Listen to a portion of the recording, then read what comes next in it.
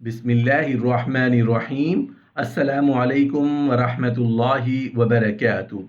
नहमदुहु व नुसल्ली अला रसूलिहिल करीम। अम्मा बाद। मुख्तसर लेकिन दिल को छू लेने वाली अहादीस। रसूल अल्लाह सल्लल्लाहु अलैहि वसल्लम ने फरमाया, जब तुम्हें नेकी करके खुशी महसूस हो और गुनाह सरजद होने पर नदामत हो तो ये तुम्हारे मोमिन होने की निशानी है। हज़रत अबू हुरैरा रज़ी अल्लाह अन्हु से मरवी है कि नबी करीम सल्लल्लाहु अलैहि वसल्लम ने फरमाया, सफ़ेद बाल ना चुना करो, क्योंकि ये क़यामत के दिन नूर होंगे। जिस शख्स का जो बाल भी सफ़ेद होता गया, उसके बदले में अल्लाह ताला उसके लिए एक नेकी लिखेंगे, एक गुनाह मुआफ़ करेंगे और एक दर्जा बुलंद करेंगे। हज़रत अबू ज़र रिवायत करते हैं कि रसूलुल्लाह सल्लल्लाहु अलैहि वसल्लम ने फरमाया, इंजीर खाया करो। अगर मुझसे कहा जाए कि क्या कोई फल जन्नत से ज़मीन पर आ सकता है, तो मैं कहूँगा हाँ, यही है बिलाशुबा जन्नत का फल। उसे खाया करो कि ये बवासीर को काट कर रख देता है और गंठिया में भी मुफीद है। हज़रत इब्न अब्बास से रिवायत है, रसूलुल्लाह सल्लल्लाहु अलैहि वसल्लम ने फरमाया, नहार मुँह खजूरें खाया करो, क्योंकि इससे पेट के कीड़े मर जाते हैं। हज़रत अबू मूसा अशअरी से रिवायत है, रसूलुल्लाह सल्लल्लाहु अलैहि वसल्लम ने फरमाया, बेशक अल्लाह ताला अपना हाथ रात में दराज फरमाता है ताकि दिन का गुनहगार तौबा करे, और दिन में अपना हाथ दराज फरमाता है ताकि रात का गुनहगार तौबा करे, और ये मौका उस वक्त तक बाकी रहेगा जब तक सूरज मगरब से ना निकले।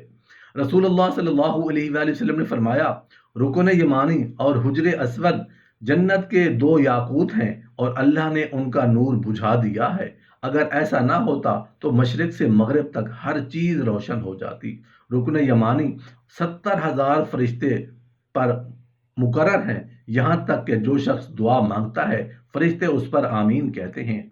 आप सल्लल्लाहु अलैहि वसल्लम ने फरमाया, ऐसे आदमी की नाक खाक आलूद हो जिसकी जिंदगी में रमजान आया हो और चला गया लेकिन उसकी मगफिरत ना हुई हो। हज़रत अब्दुल्ला बिन उमर से मरवी है कि रसूलुल्लाह सल्लल्लाहु अलैहि वसल्लम ने फरमाया, रोज़े क़यामत रोज़ा और कुरान करीम बारगाह इलाही में सिफारिश करेंगे। रोज़ा अर्ज़ करेगा, परवरदिगार आलम, मैंने इस बंदे को सारा दिन खाने पीने और नफसानी ख्वाहिशात से रोके रखा, इसलिए उसके हक में मेरी सिफारिश कबूल फरमा।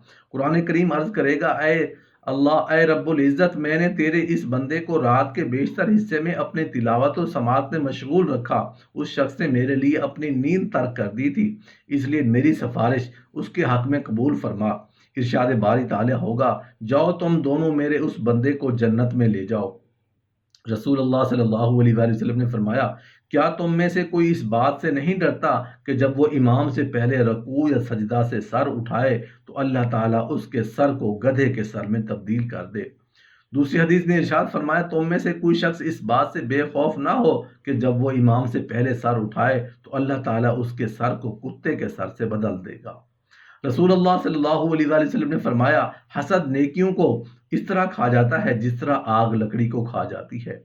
हज़रत मूसा अलैहिस्सलाम ने एक शख्स को अर्श के साया में देखा। अल्लाह ताला से दरियाफ्त फरमाया, इसका अमल क्या है? फरमाया, हसद, लोगों की नेमतों पर नहीं करता था और ना ही चुगलखोरी करता था। रसूलुल्लाह सल्लल्लाहु अलैहि वसल्लम ने फरमाया, सदका 70 बलाओं को रोकता है, जिसमें आसान तर बदन का बिगड़ना सफ़ेद दाग है। दूसरी हदीस में इरशाद फरमाया, सदका अल्लाह ताला के गज़ब को बुझाता है और बुरी मौत से बचाता है। रसूलुल्लाह सल्लल्लाहु अलैहि वसल्लम ने फरमाया, बेहतरीन कलाम वो है जो मुख्तसर भी हो और ज़ोरदार भी हो। रसूलुल्लाह सल्लल्लाहु अलैहि वसल्लम ने फरमाया, मुझे बुलंद अखलाक की तकमील के लिए भेजा गया है। रसूलुल्लाह सल्लल्लाहु अलैहि वसल्लम ने फरमाया, कौम का सरदार वो है जो उसकी खिदमत करे। रसूलुल्लाह सल्लल्लाहु अलैहि वसल्लम ने फरमाया, नमाज दीन का सतून है। रसूलुल्लाह सल्लल्लाहु अलैहि वसल्लम ने फरमाया, दुआ आने वाली मुसीबत को टाल देती है। रसूलुल्लाह सल्लल्लाहु अलैहि वसल्लम ने फरमाया, दुनिया मुर्दार है, दुनिया आखिरत की खेती है। बेहतर काम वो है जो मुतवस्सित हों। जिसने मुझे देखा बस उसने हक को देखा। रसूलुल्लाह सल्लल्लाहु अलैहि वसल्लम ने फरमाया, बाज़ औकात इंसान को उसके गुनाह की वजह से रिज्क से महरूम कर दिया जाता है।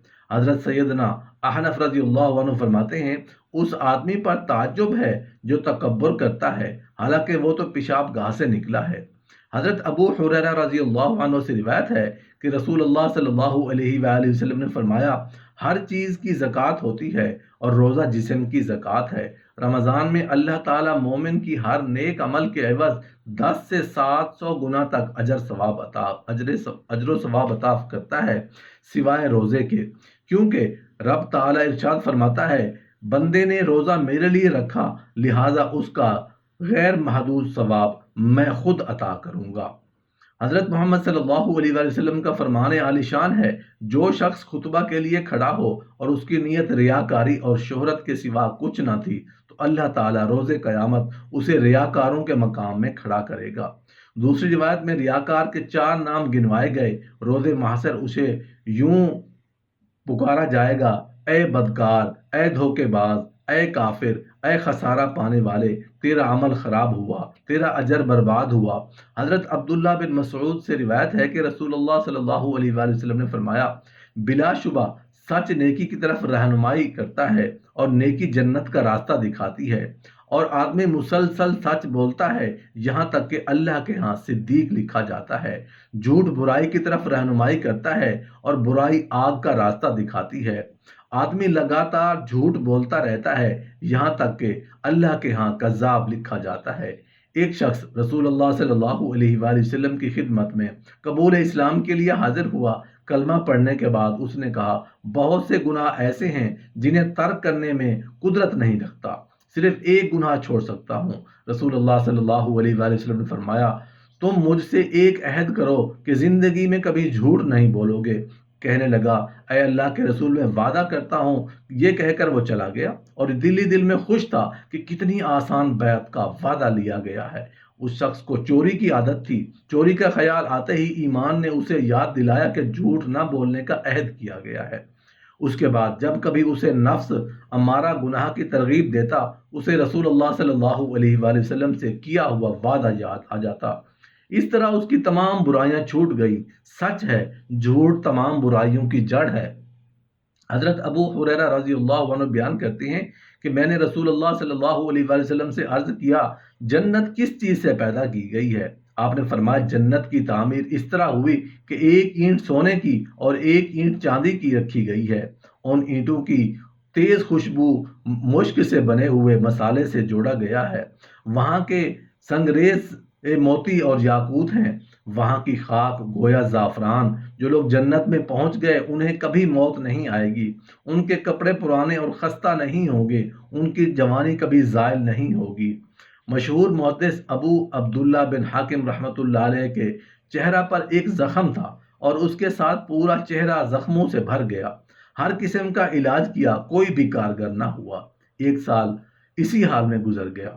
آپ حضرت ابو عثمان صابونی رحمۃ اللہ علیہ کی خدمت میں حاضر ہوئے اور دعا کی درخواست کی۔ جمعہ کا دن تھا، آپ نے دعا فرمائی اور حاضرین نے آمین کہی۔ رات کو رسول اللہ صلی اللہ علیہ وآلہ وسلم کی زیارت ہوئی۔ فرمایا، حاکم سے کہو لوگوں پر پانی کی وسعت کرے۔ حاکم نے یہ سن کر اپنے گھر کے دروازے پر پانی کی سبیل لگا دی۔ 1 ہفتہ گزرا تھا کہ ان کے چہرے کے تمام زخم اچھے ہو گئے۔ حضرت سعد رضی اللہ عنہ نے رسول اللہ صلی اللہ علیہ وسلم کی خدمت میں عرض کیا، میری والدہ کا انتقال ہو گیا ہے، ان کے ایصال ثواب کے لیے کون سا صدقہ افضل ہے؟ آپ نے فرمایا، پانی کا صدقہ۔ انہوں نے والدہ کے ایصال ثواب کے لیے ایک کنواں کھدوا دیا۔